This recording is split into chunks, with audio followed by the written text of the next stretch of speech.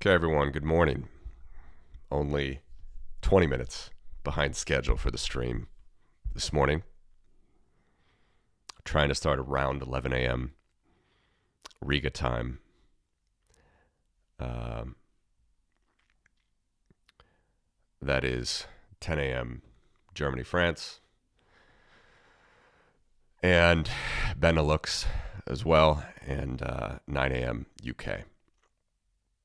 So, yesterday I talked about stock to flow, broached the topic on the video live streams. I've talked about this a while. Like I said, my first critique of stock to flow was in 2019. Remember, I have been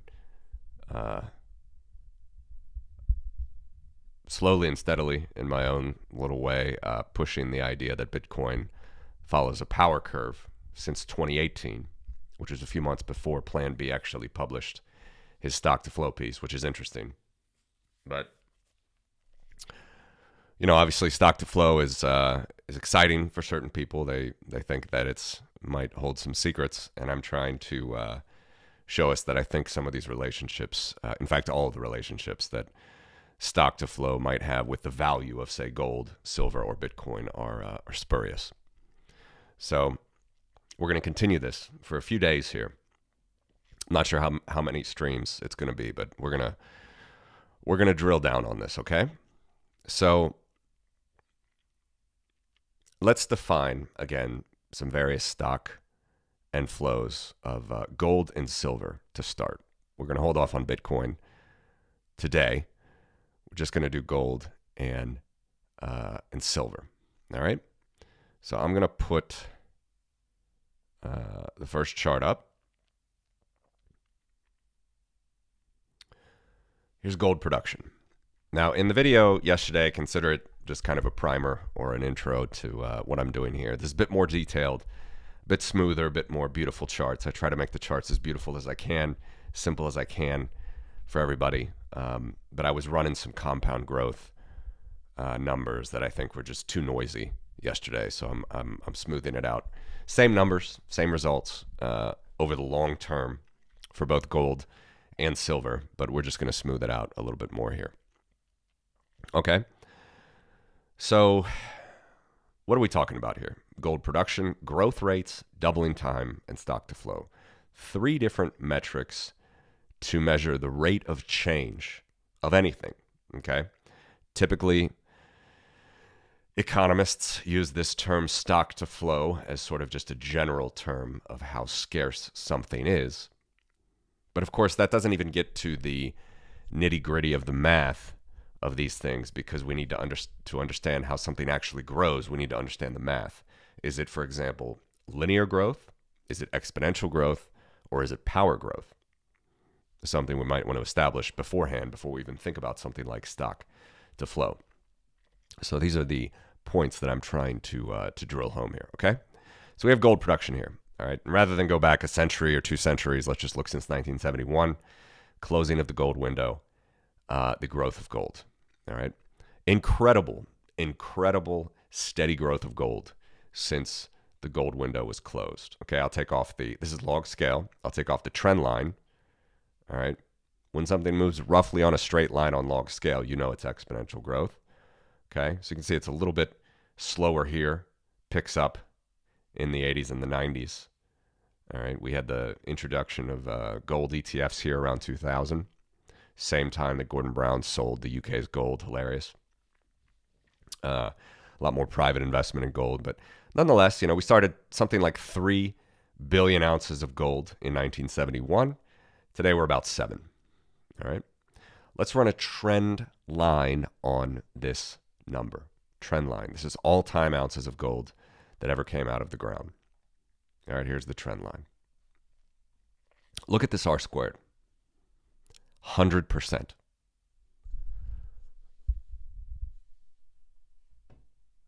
Tell me if hey Geo, thanks. I'm getting a warning here. Is my stream coming through okay? Is it any slow? Is it a slow upload today?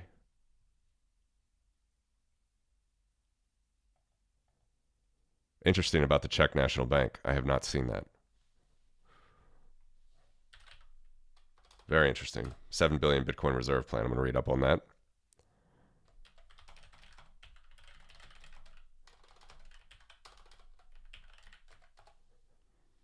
Tell me how the stream is coming through. Hopefully I don't have to reset it.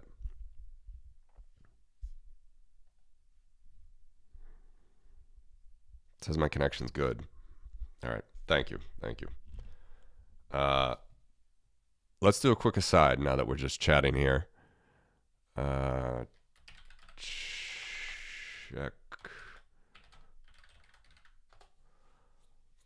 gold reserve news. Oops, sorry, Bitcoin.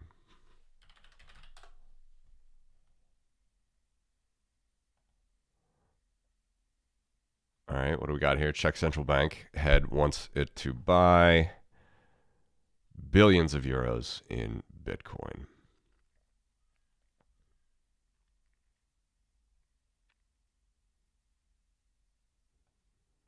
For the diversification of our assets, Bitcoin seems good. Totally different philosophy about Bitcoin to its counterparts. Very interesting. If the Czech bank held 5% of its foreign reserves in Bitcoin over the past decade, its annual returns would have increased by 3.5 percentage points, but would have also doubled in volatility. Yes, that's true. Interesting. Very, very interesting. Well, there we go. I'd be curious, do you know how... So they're talking about El Salvador with 6,000 Bitcoins in the treasury. I'm curious about the actual runway there, how they're going to buy it, how quickly. That's great. Good on the Czech people.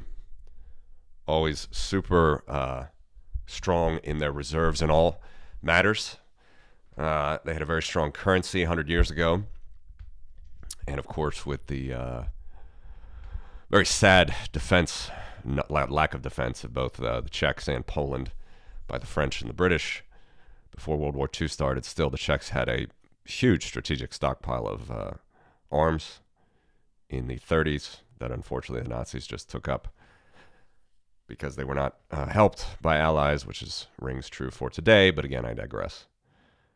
They got 140 billion in exchange reserves. 45% of the Czech Republic's GDP. That's an interesting number. I need to do this more. That's a huge percentage. That's an interesting number. For example, Russian GDP is like $2 trillion, and they have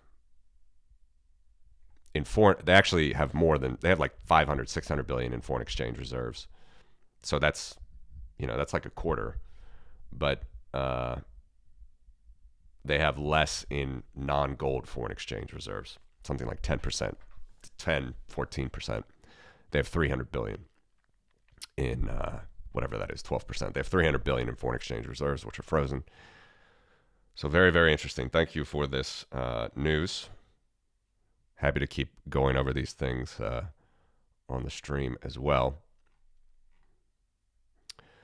This is the thing. I mean, now that the floodgates have opened, obviously El Salvador started it.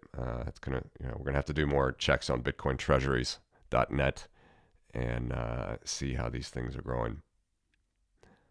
The run rate, the runway is going to be very interesting. How people are going to pick this up. How under the radar is the U.S. going to keep more confiscated coins now?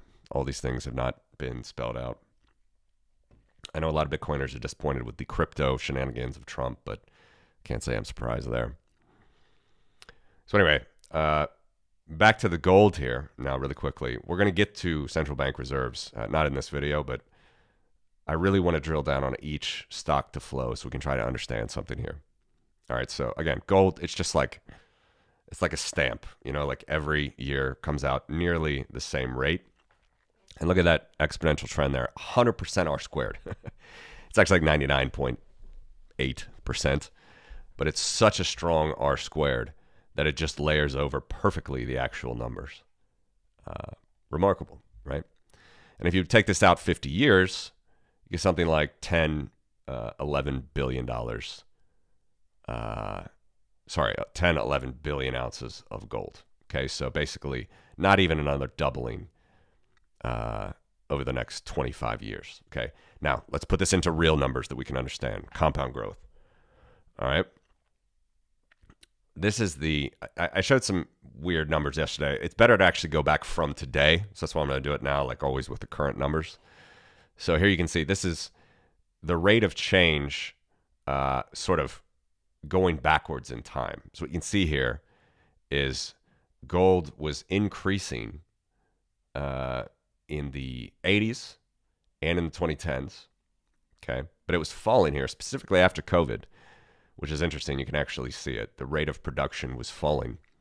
But these are not, although this looks like big swings, look at the percentages. 1.7 to 1.8, down to 1.7, up to 1.8. And I'm only rounding to the 10th on purpose so I don't get bogged down in the detail, all right? Just very consistent, okay? And we can do now a straight line here because this is exponential growth and smooth it out right here, okay? Might seem lower to you, but this is just how the math works over time. If we're measuring now the slope of the trend, I'm going to take everything else off. These black lines line up. All that I'm doing here is measuring the slope of the trend to give you this black line, okay? 1.7%. From 2.8 billion ounces when Nixon closed the gold window to 6.9 trend. Remember, the actual is around 7. Trend is 6.9. Today, that's a compound growth of 1.7% per year. Okay, you can see it goes up and down around it, but it's 1.7% per year. So this is the major thing to look at, the CAGR, as our financial friends call it. I'm reading your message, Geo. CNB Governor Alish Mitchell is set to present his Bitcoin BTC $102,000 per Bitcoin acquisition plan to the bank's board meeting on January 30th. He told the Financial Times. Very interesting. Thank you. Yeah, I mean, the more this is published, the more bullish it is for price, no doubt. It's just, it cannot not be bullish. It's huge. It's huge news for Bitcoin bulls. Love the checks, man. Love the checks. Great people. BTC Prague, wonderful event. Spoken there. So yeah, so here's gold. Here's the old classic asset. Grows at 1.7% per year compounded. Okay, that's the figure. Now, we can do some multiples, some other things, and we can also derive stock to flow from this. Okay, because this is the full-on production increase of gold year by year, 1.8% per year. All right, but I'm not going to show. Actually, I will show stock to flow first. Okay, so let's take off the annual run rates, just completely smooth numbers here. We got this 1.7. Stock to flow is very simply 1 divided by the annual growth rate. Okay, and the strongest, best growth rate is this 1.7%. So we take 1 divided by that, we're going to get this number. Okay, same axis. I know one's a percent, one's a multiple, whatever. Stock to flow here is 59. All right, you take 1 divided by 1.7. There's some rounding. Sometimes you might get 60. You might get 61, 62, depending on your numbers. This is what I get. 60. All right, stock to flow, 59. Stock to flow of gold, lifetime. This is not the only way to measure compound growth. And in fact, as I always say, I try to drill this down for people to care. The CAGR is so much more of an important number because we can derive doubling time from it, okay? You can't do this with any other number. You need to get to the compound number. So the compound number is 1.7% per year. What we do is we take log base 2 divided by this CAGR, and we'll get a number that is how long it will take to double, and that is consistent. Remember, if we had 10% growth, very simply, doubling time with compounding is not 10 years. It does not take an asset 10 years to double. It takes, rule of 72, 7.2 years. Okay, it's very simply 7.2 divided by that number without the percent sign, 7.2 years. So one should expect that if we're just doing a simple, remember, stock to flow is like that 10-year number. All right, it's taking 10%, 1 divided by, you get to 10 years.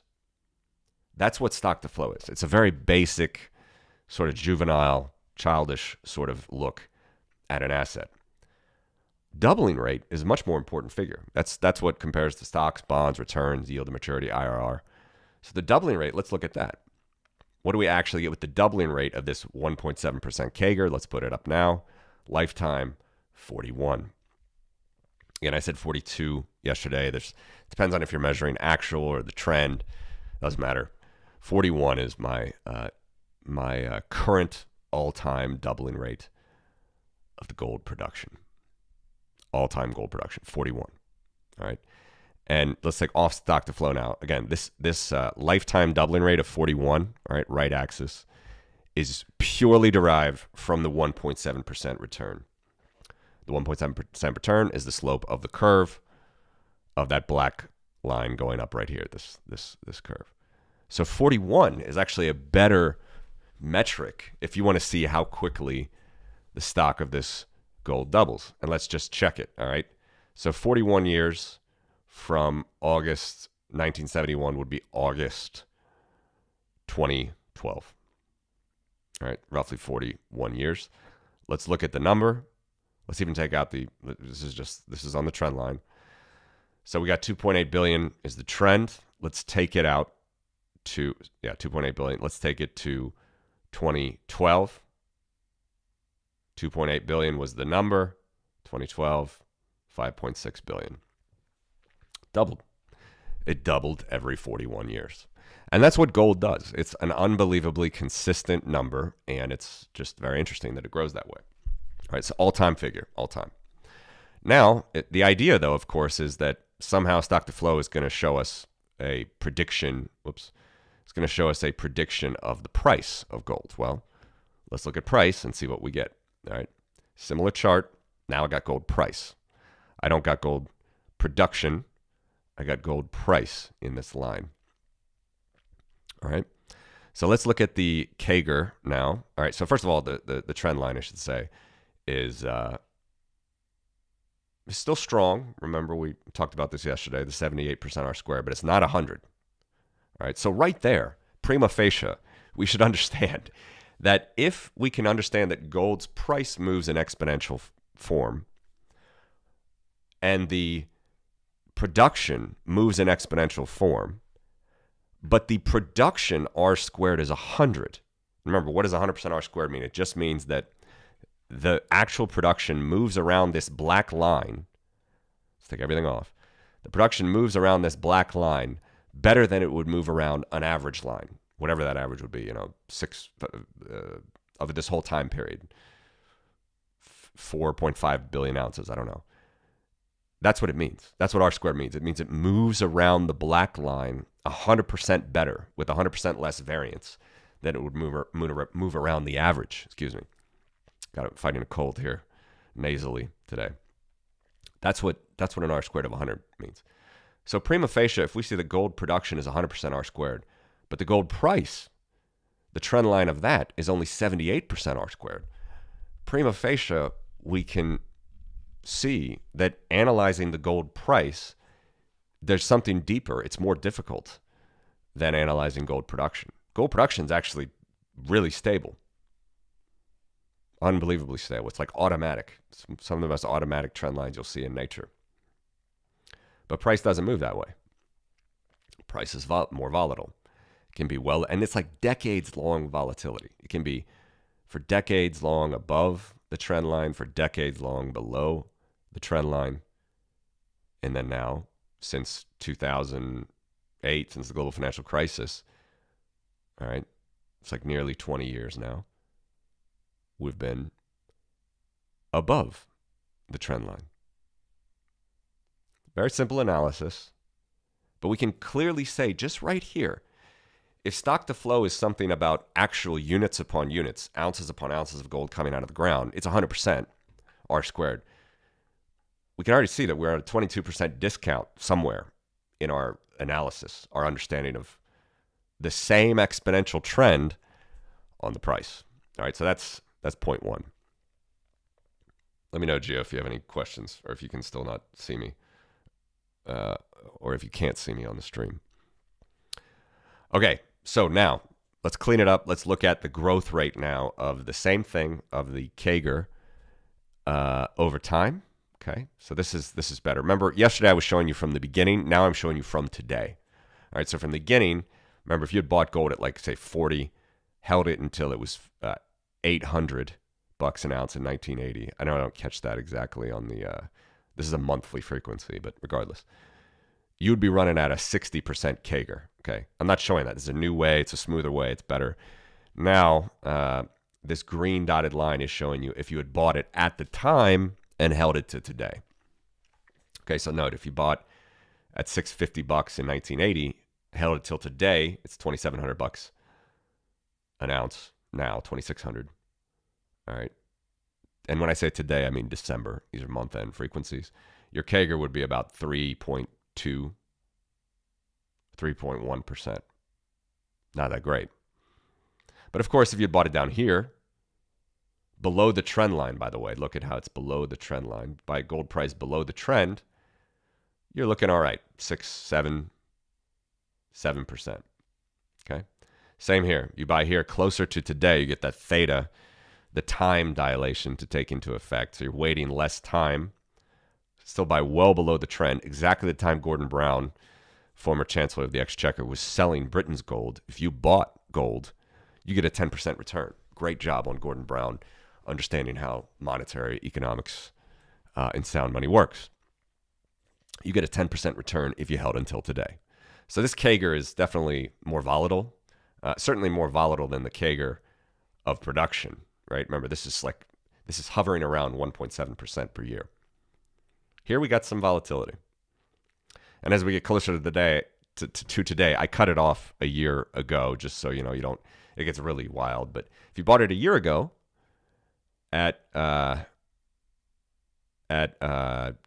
this is on the actual price, right? This is not on the trend line, but on the price. So if you bought it a year ago at $2,000 an ounce, held till today, your CAGR is 26% return, compounded. Great stuff. But if we want to smooth it now, and we look at the growth rate of the trend, that is the growth rate of the black line, we can get to a annual compound growth figure, lifetime trend, 5.1%. 5.1%. That's the slope of the trend. I'm going to take them off. The black lines relate to each other here. All right. So the trend line, which is not a great R squared, but it's still the best that you're going to find. Like, gold doesn't follow a power curve. 78% R squared. That's a 5.1% growth per year price. Okay. Now, same thing as we did with production. Let's take the doubling rate.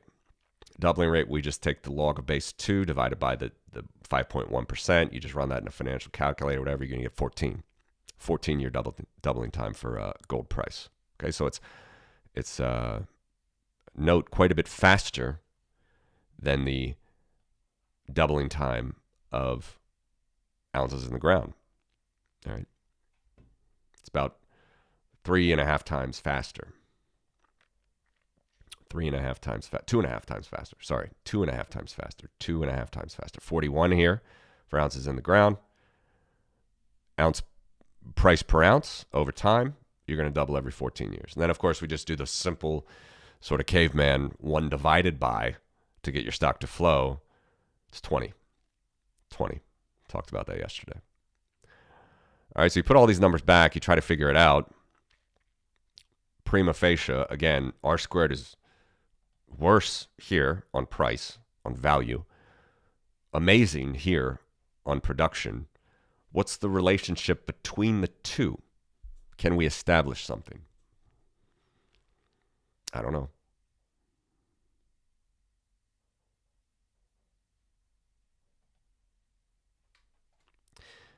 Look at the doubling rate. All right, number 1. Let's take everything off so you know exactly what I'm talking about. Doubling rate is number 1. It's 41 of gold production.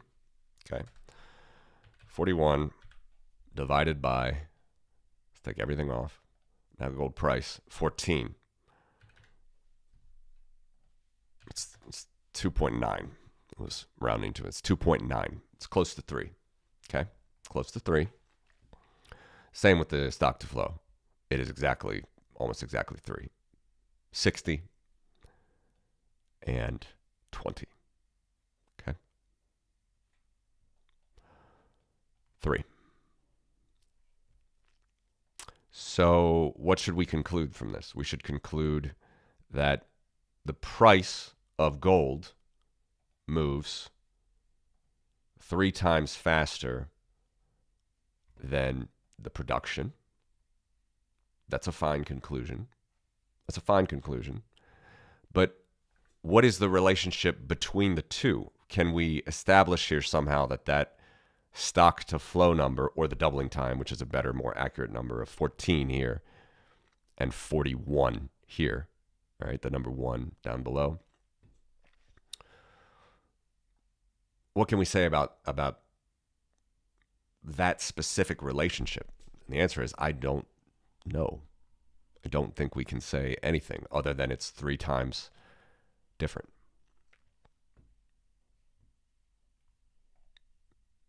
You have to just observe and then see what happens. Okay, you have to observe that you get this trend line, which is 3 times steeper than this trend line. My point is, we can say that it's 3 times different, but to me that's a spurious analysis. I don't know what else we can say other than the growth of the price of gold is 3 times higher than the growth of the actual ounces coming out of the ground. Okay.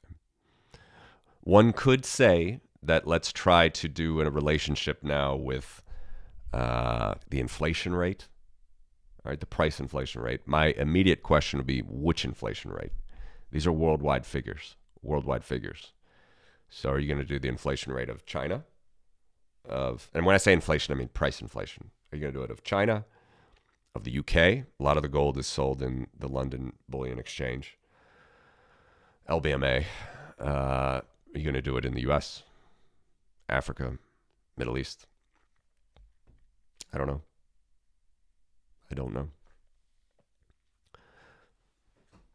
I mean, it's interesting. I think it's interesting that the relationship is we have a 3 times faster growth rate, a 3 times faster stock to flow, but I'm not sure what else to say other than that. Okay?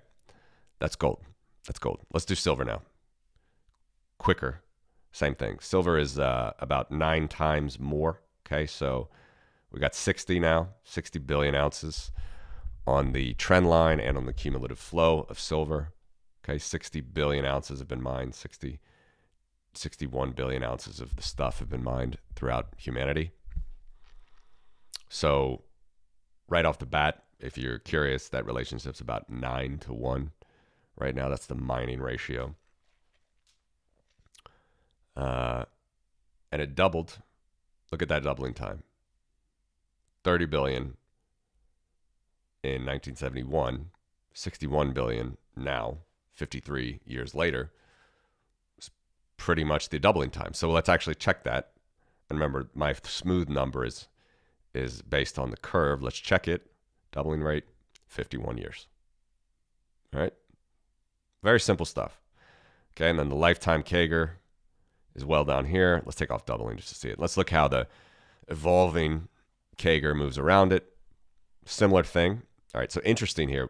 Silver had a huge boom here, right in this time. It was being mined like crazy. And there was a huge boom in price, which is interesting. Because normally you think excess supply, cheaper price. But here was a lot of supply coming onto the market. And again, these percentages are so small. Look at the lifetime is 1.4% CAGR. Here we're at 1.5%, the green percentage. All right. But precisely during this time, Eurozone crisis and everything, silver went to over $50 an ounce. Interesting. And now, specifically with COVID, it's gotten hung up at 1.4% per year, and it's lower. Okay, so lifetime doubling rate, 51 years, as we talked about. Lifetime stock to flow, which is very just simple, 1 divided by 1.4%, 74. Let's look at gold and silver now. Okay, let's stick with stock to flow. A higher stock to flow is supposed to be better, they tell us. All right. Which one's higher? Silver's higher. I know we can talk about discounting industrial versus non-industrial silver. I will get to that. Not today, but I will get to that. But silver is higher in a stock to flow simple analysis. It's about 74. Gold, 60, 59. Let's take a pause here to go back to the check Bitcoin purchases. These BTC purchases alone would be equivalent to around 5.3 months of newly mined Bitcoin supply. Woo!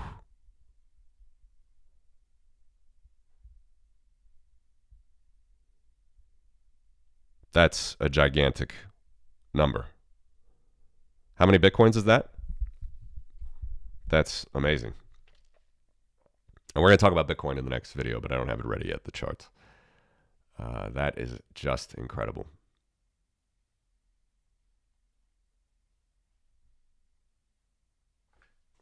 Let's see what corn is doing on the news, by the way, of this. Muted. European markets not really trading much on that news. Amazing news. Over 5 months of newly mined supply the checks could pick up. And they're broadcasting it. This is game theory in action here. All right, but here's the point. Both gold and silver grow remarkably stable, remarkably consistent. Silver grows at a slower compound growth, 1.4%. Gold grows at a faster compound growth, 1.7%. Gold has a lower stock to flow, 59. Silver has a higher stock to flow, 74. What to make of it? I think you got to look at all these numbers to be consistent. All right. Last thing, silver price. All right. Much more volatile than gold. Much more volatile. Here's the trend. Much worse trend. Still the best trend, the best fitting trend is exponential for silver, but much worse. Okay. Again, R squared simply means how the price moves around that black line. 52% better than it would move around the average of all-time data. That's all it means. That's all it means. And that's still 50% better than, zero. It's not bad. It's just not great. It's not like 100%. It's not a perfect R squared that we have with the production values. Okay, but nonetheless, we're looking at price here. 52% R squared. Let me know, Gio, by the way, if you find any more about hard facts on that. It's very interesting. Okay, so we got the Hunt brothers tried to corner the market here. Silver Thursday, then they crashed and lost their life savings. I don't know. I think they got out of it a little bit, but they majorly bankrupted a huge part of their enterprises and things, trying to corner the market. We had, again, $50 silver in 2011 spring. And we're above trend now. So interesting. But again, you can go decades around this trend. Hard to tell. Let's look at the CAGRs. All right. Also volatile. Okay. Let's look at, let's take off the trend. This is just based on the price. So you bought here, way high, $42 an ounce. Then you had to wait until now and you're negative. This we didn't see with gold, relatively, generally speaking. You'd be negative CAGR. If you bought some silver from the Hunt brothers right before Silver Thursday, you'd be angry still. If you held it till today, you'd still be running negative. You could have gotten out here, and then you'd have a different CAGR. But, if you bought even here, you'd have a higher negative growth, okay? All right, so if you bought 42, this is interesting, just a small little math experiment. $42 an ounce in 1980, you held till today, you'd have negative 0.8% CAGR. $48 in 2011, all right, so just $6 higher, but 30 years later, if you held till today, you'd have a negative 3.7% CAGR. So bad either way, underwater either way, but it just shows you, the volatility. But then we smooth that out. We try to, basically, we're measuring now the growth of the trend line, this black line. You'll get a horizontal black line. Compound growth, constant growth. When you hear compound growth, then constant growth. So we can smooth out these crazy returns basically over time to look at the slope of the black line right here. You get this lifetime CAGR horizontal black line of 3.5%. Okay. Doubling rate, that's 20 years. Will double roughly your trend line, okay, which is hard to say for the price, obviously, because it's not a great R squared. Okay. You could be well better if you bought under trend here, well worse if you bought over trend here. Doubling rate every 20 years, stock to flow 29. Sort of the caveman calculation of stock to flow. So now let's look at, in totality again here, an interesting thing. Gold has a stock to flow of 59. Silver has a stock to flow of 74. So remember, higher is better with stock to flow as far as if you're looking at the stock. Silver is better. But the growth of silver's price, now let's look at the CAGR. All right. Sorry, the growth of gold's price, 5.1% per year. The growth of silver's price, let's look at the CAGR in the tooltip, 3.5% per year.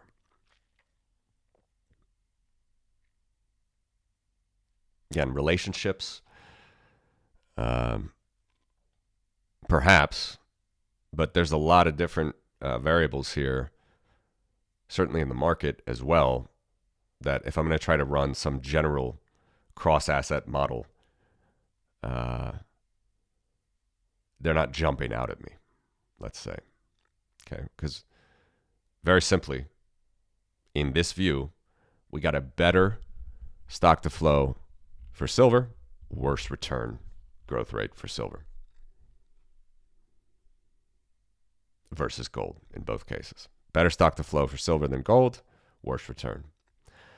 All right, we're going to keep building this out over the next few days. Okay, so which to choose for our model? We're looking at doubling rates and stock to flow. First is doubling rate. This is the better rate to use.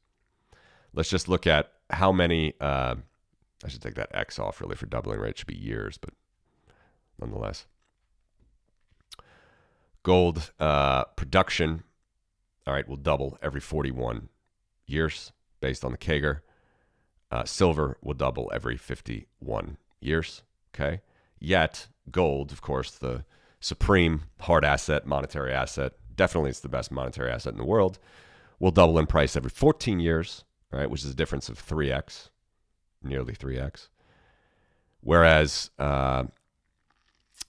silver, it takes 20 years for the price to double of the trend line, okay, just the smooth of the trend line, okay, so the difference there is 2.5x, 2.5.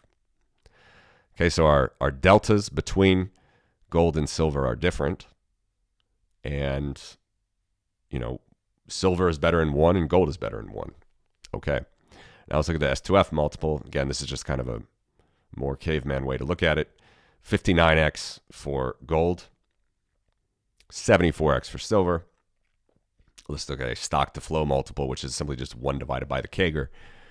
20x for gold, 29x for silver.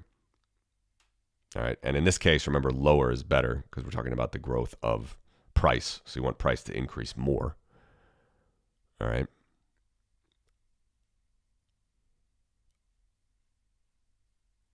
Which to choose for our model? Which is better? Which is how we can sort of analyze stock to flow in a more coherent way? I'm not sure. I couldn't tell you looking here. We'll go more in depth, but I'm not sure what conclusion you can get here other than to say silver grows slower than gold as far as ounces coming out of the ground, but gold grows faster than silver as far as the general growth rate of its price, its value in the market. On a gross total ounce level, that is the conclusion. Can we make a model of that relationship? Not sure. We can analyze the multiples. Like I said, that's true as well. can do that. But other than just analyzing the multiple, I'm not sure what that tells us, right? So 7 billion ounces here. Let's take everything off. 61 billion ounces there. Let's just do it exactly. 61.2 divided by 7. 8.7x is the multiple. That's the silver to gold. That's the mining ratio. Okay. But then let's look at price now. Okay, let's look at the multiple of price. Gold is, of course, going to be the higher one in the multiple. Let's just only look at price. Let's go to silver. Only look at price. I could put the price multiple on as well for more excitement. All right, we got $2,700 an ounce, roughly. 26.24 divided by 29 as of December.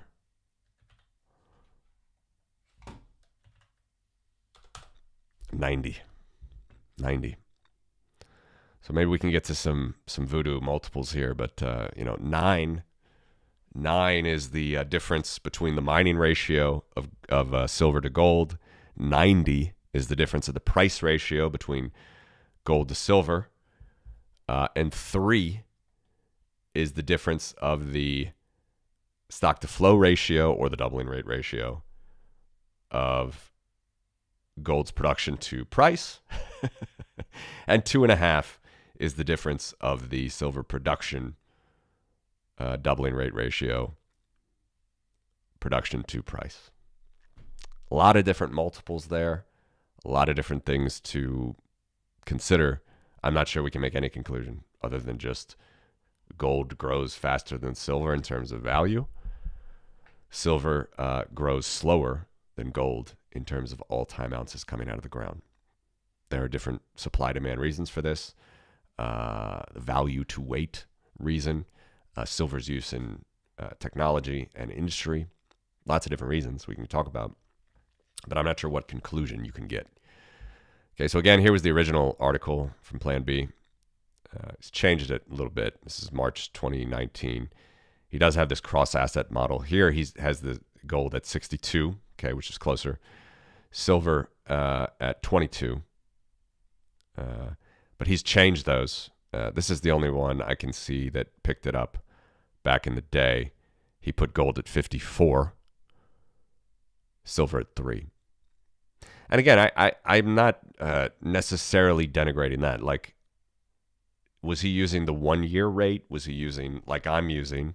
I'm measuring these stock to flows on the trends to give you a very smooth all-time from the end of the gold window rate. Okay, so I'm using that's how my stock to flows are calculated, from these black lines. Super solid, super long-term trends. Let's just smooth it out. Don't worry about this compound growth that rolls around. Talk about this one. Don't worry about this compound growth that rolls around. Talk about this one, the 1.4%. That's how I'm calculating it. But as again, the source is 100 trillion USD. That's Plan B. This Monday morning paper picked up. This was from sometime in summer of 2019. He reported gold at 54, silver at 3. Why is he doing that? He's removing he's taking the full flow, but he's removing industrial stock. So he's penalizing silver. Okay. You can do that, but he's not penalizing gold. All right. He's not removing the industrial portion of gold here. So again, inconsistent. Diamonds. My challenge remains to anybody on this stream. Show me a worldwide diamond price. Not a New York diamond dealer sort of panel of prices, table of prices. Show me a worldwide spot price for diamonds. Can anybody show me that? Palladium, platinum, they do have worldwide spot prices. Stock to flows, not as interesting. I'm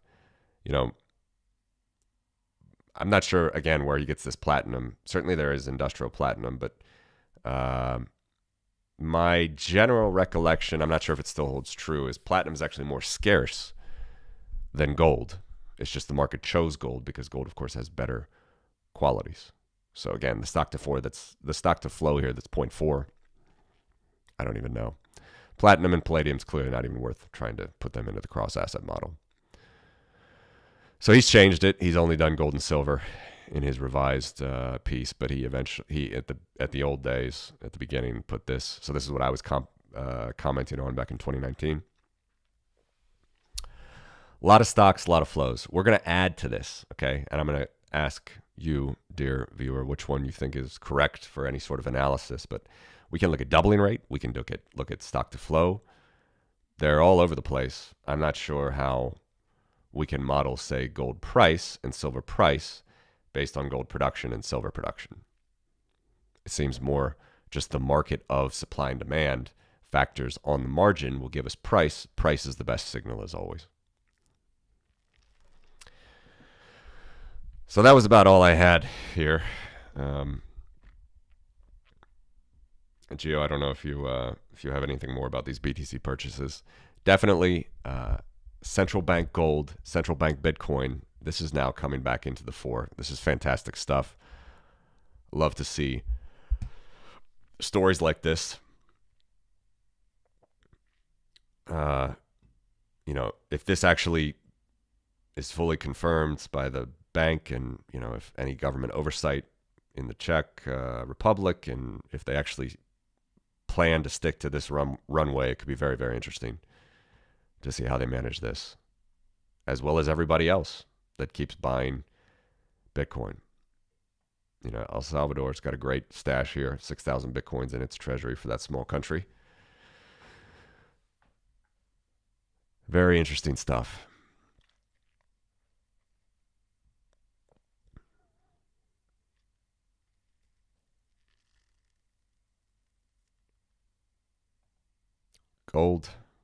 Gold price, silver price. The best thing to do is to run trend lines. Okay, it's the best thing to understand and to interpret what it means, right? And the best way here is doubling time. It's a constant doubling. So we can just very simply interpret that the price of gold roughly doubles every 14 years. Okay, it's not gospel. If you bought here, Brown's bottom, done better than Britain, done better than the whole country of Great Britain if you bought any time here in the early 2000s. And again, I got into gold just luckily by buying into some gold funds that I saw had like doubled, maybe from here to here, 2000 to 2001 to 2003, something like that. Just totally by chance. But the gold price, grows at 5.1% per year, doubles every 14 years. Silver is tougher. Grows at 3.5% per year, way more volatile. R squared's not great of this trend line. And doubles every 20 years. Okay. But you can't tell me, at least just looking at these four, we'll continue going with this. We'll pull this thread much more.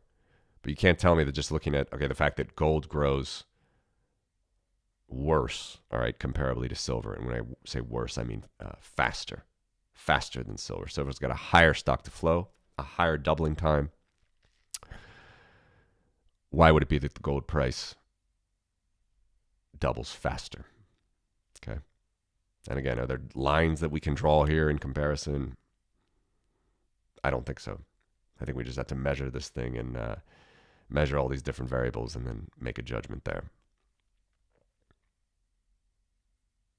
Gio, thanks for sticking through it, man.